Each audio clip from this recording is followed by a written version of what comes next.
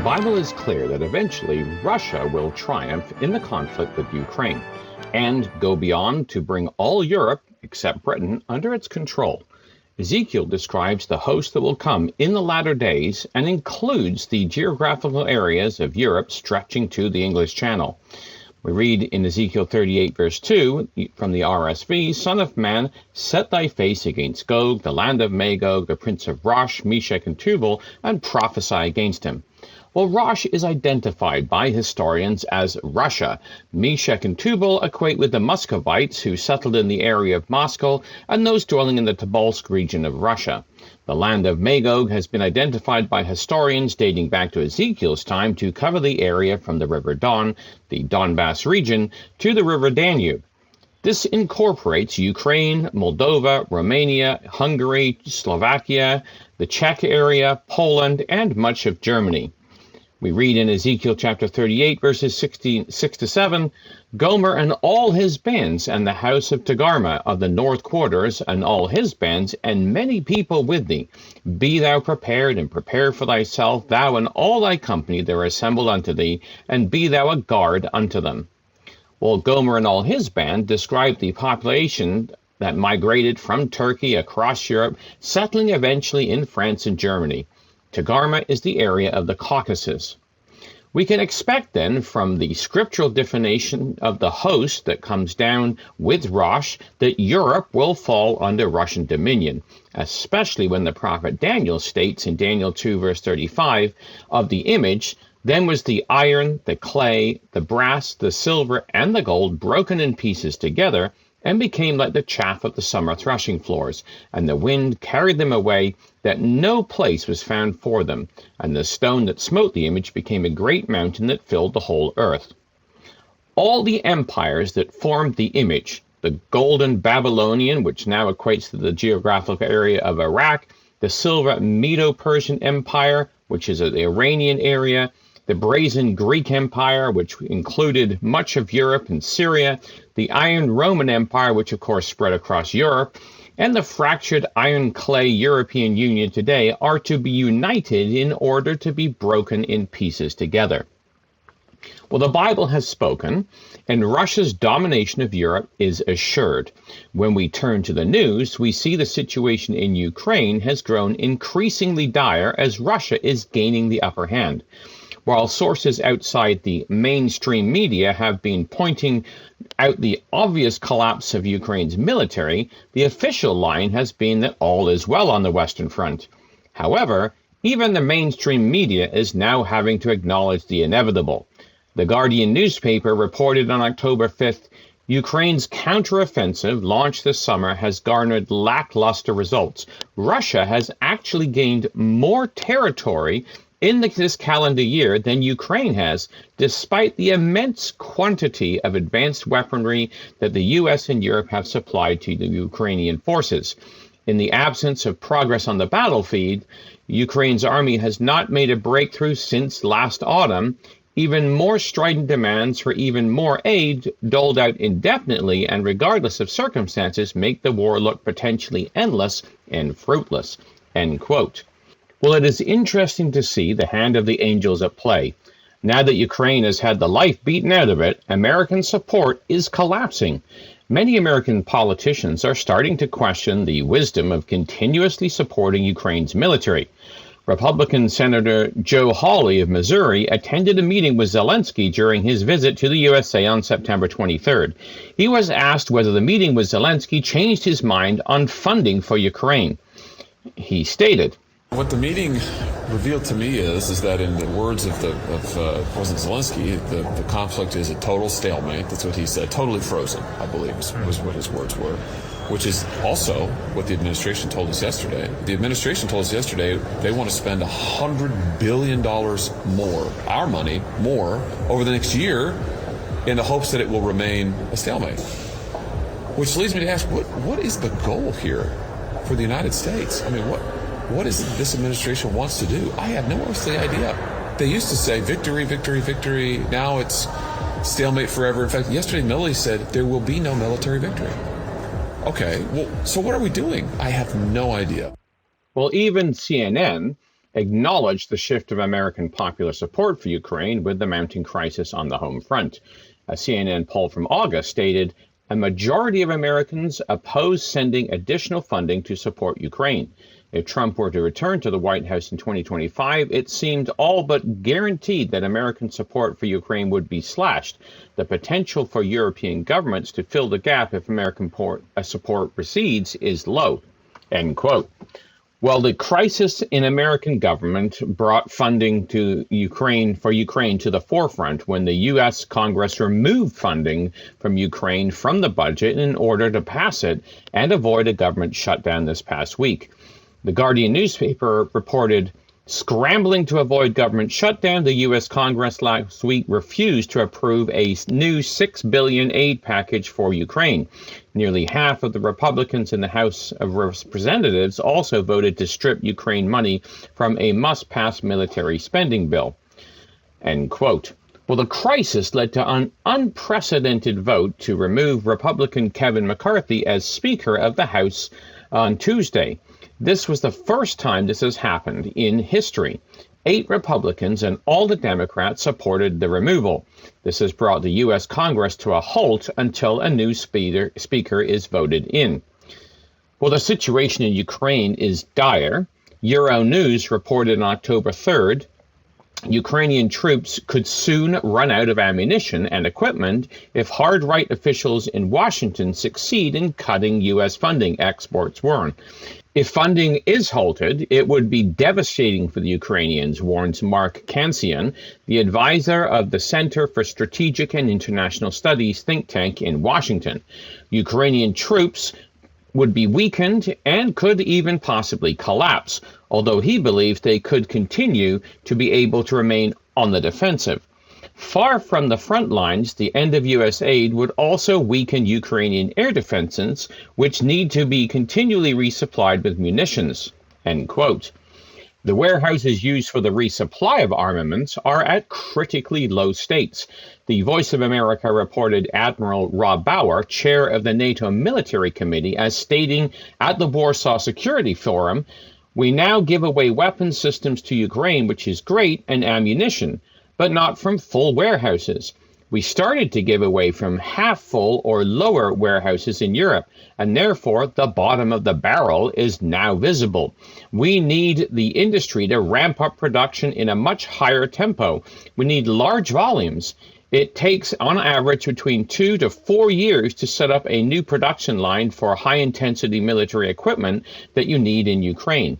Same thing goes for munitions. We were talking about hundreds, potentially thousands of people who need to have very, very niche skill sets to be employed in this undertaking," end quote.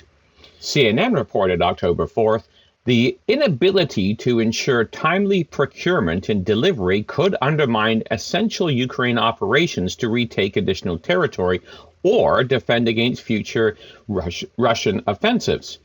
U.S. Secretary for Defense Michael McCord wrote in a letter to congressional leadership on Friday as the spending bill that ultimately eliminated aid from Ukraine was being negotiated. Without additional funding now, we would have a delay or curtail assistance to meet Ukraine's urgent requirements, including air defense and ammunitions that are critical and urgent now as Russia prepares to conduct a winter offensive and continues its bombardment of Ukrainian cities, McCord wrote, end quote. With Biden's hands tied to find funding in the U.S., he is promising to find other methods. Politico reported, President Joe Biden hinted at this strategy on Wednesday, saying there is another means by which we may be able to find funding for that. He declined to comment further. As of September 21st, the U.S. had roughly $650 million remaining out of the $4.6 billion in foreign military financing that Congress appropriated across 2 supplemental packages for Ukraine and countries impacted by the situation in Ukraine, according to the State Department. End quote. Well, there are $300 billion in Russian central bank assets that are currently frozen in democratic countries. The U.S. holds $38 billion in its jurisdiction. Biden could mount an international campaign to transfer Russia's frozen assets to Ukraine to fund its military. But cracks are appearing throughout the alliance of nations once supporting Ukraine to the end. Slovakia has voted in a pro-Russian government who campaigned on a promise to withdraw military support for Ukraine and to stop sanctioning Russia. Poland, which shares borders with both Russia and Ukraine, has been on an ongoing dispute with Ukraine over grain. It had been one of the biggest supporters of Ukraine. However, this past week it stated it was halting weapon supplies to Ukraine and focusing on its own armed forces. Poland is facing an election in middle of October, and ongoing support for Ukraine is a major issue. Hungary's Prime Minister Viktor Orban has maintained close relationships with Moscow during the war and argued against supplying arms to Ukraine or providing economic aid. Hungary is also a member of NATO. While Europe as a whole remains committed to supporting Ukraine, they have been happy to do so as long as America is footing the majority of the bill. With American support being stifled, Europe will have to decide if it's willing to put its money where its mouth is. However, money is not enough. Andrew Mitra, a writer with the New Atlanticist, wrote a column describing the lessons learned from Ukraine so far. He stated, "The overarching lesson from the unfolding war in Ukraine is simply the scale of what is required to fight a modern state-on-state war. No Western military has prepared for such levels of weapons and munitions consumption and force attrition. No NATO ally today, save for the United States, has the armor or munition stocks that could last longer than a few weeks or months at best on Ukraine-like battlefields. The war has brought into focus an enduring truth in warfare. In a state-on-state conflict, mass trumps precision.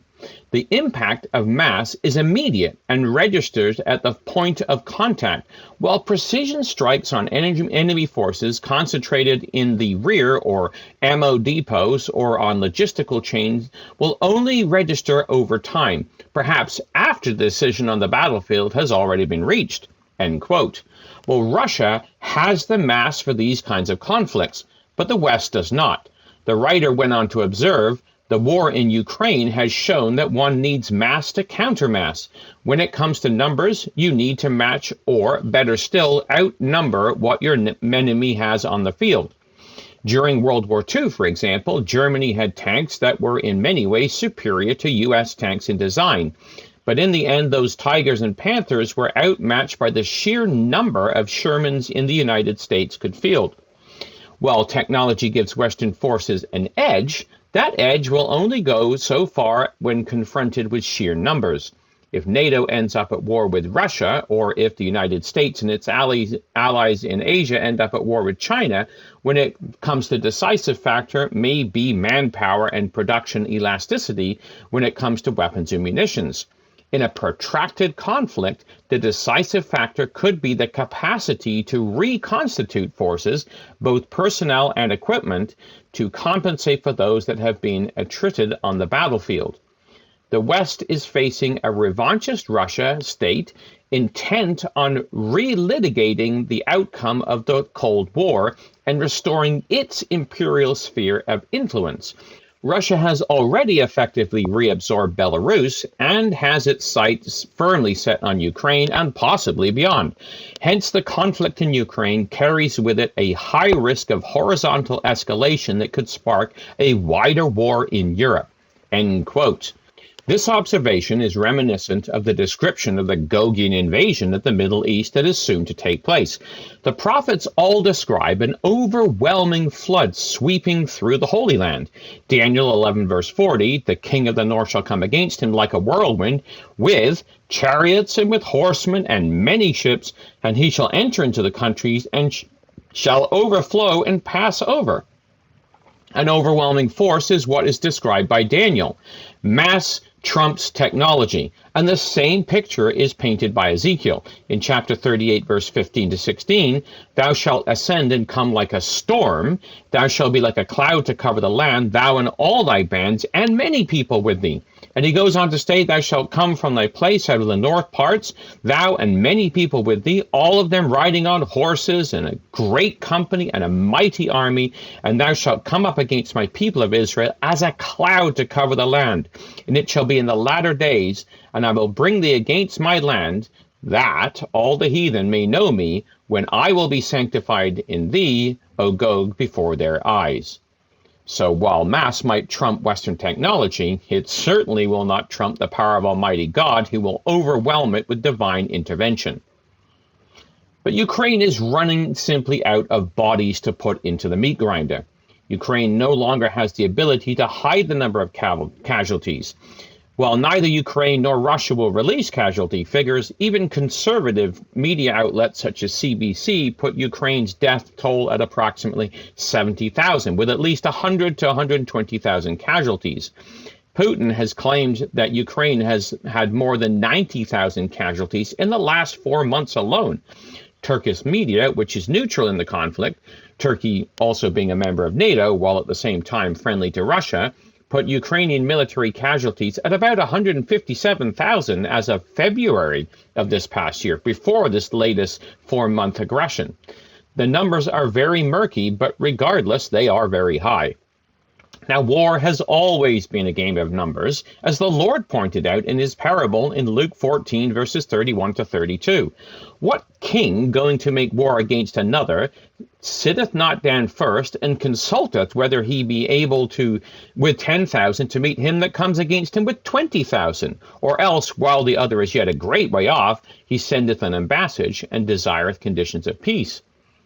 Well, there seems to be no wisdom and no desire to seek conditions of peace in Ukraine. Not only this, but Ukraine's ability to repopulate itself is impossible. France's newspaper Le Monde reported September 28th, Ukraine is fighting an existential battle against an enemy with a population 4 times larger, while at the same time hemorrhaging part of its own population. Women and children are fleeing to safer locations. The country's population was estimated to be between 38 to 42 million in February 24, 2022. Since then, between 5 and 8 million people have emigrated. A significant portion of them are likely to settle abroad permanently. Some countries have offered attractive prospects for integration. It is mainly women and children who are emigrating, as martial law prohibits able-bodied men between the ages of 18 and 60 from leaving the country. In 1991, Ukraine ranked 22nd on the list of the world's most populous countries. It's now 41st. We've already lost 10 million people in 3 decades. The director of the institute in Kiev stated, fertility has already fallen to 1.2 children per woman by 2021. This is a long way from the replacement rate of 2.15 children per woman, given Ukraine mortality rates. The war has accelerated the fall in fertility. It was 0.9 in 2022, and Lebavina estimates that it will be between 0.7 in 2023 and 2024, end quote. Well, the numbers in this article only deal with migration and not really war casualties.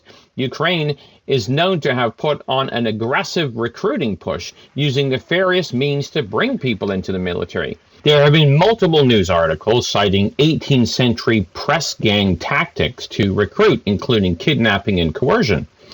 Back in 2022, the government had suspended a draft for women for 1 year. This suspension is now expired. The Voice of America reported on September 26 in an article about women's uniforms that 42,000 women serve in the Ukrainian military, and the Ukrainian Ministry of Defense recently approved uniforms for the females. The dire situation in Ukraine speaks of its coming collapse against Russia, as CNN reported on October 5th. Senior Biden administration officials privately believe only weeks remain before a lack of additional Ukraine funding starts to become a serious battlefield concern, a scenario they are trying to avoid with public warnings and a major speech from President Joe Biden himself, end quote. In the end, the Bible is clear that Russia will dominate Europe. It is fascinating to watch how the angels are at work in preparing the nations to fulfill God's will. We know that we have approached the end of all things, Israel is a beacon of light, telling us plainly the Lord is about to appear, as we read even in the Psalms. Psalm 102, verse 13, Thou shalt arise and have mercy upon Zion, for the time to favor her, yea, the set time is come. For thy servants take pleasure in her stones, and favor the dust thereof. So the nations will fear the name of the Lord, and all the kings of the earth thy glory. When the Lord shall build up Zion, he will appear in his glory. He will regard the prayer of the destitute, and not despise their prayer. This will be written for a generation to come, and the people which shall be created shall praise the Lord. Well, the world is about to go through one of the most difficult times in its history, and our prayer has to be in earnest for Christ's return, who will redeem his people Israel, who will call his saints to him, and save this planet from destroying itself. For the Bible in the News, this has been Jonathan Bowen joining you.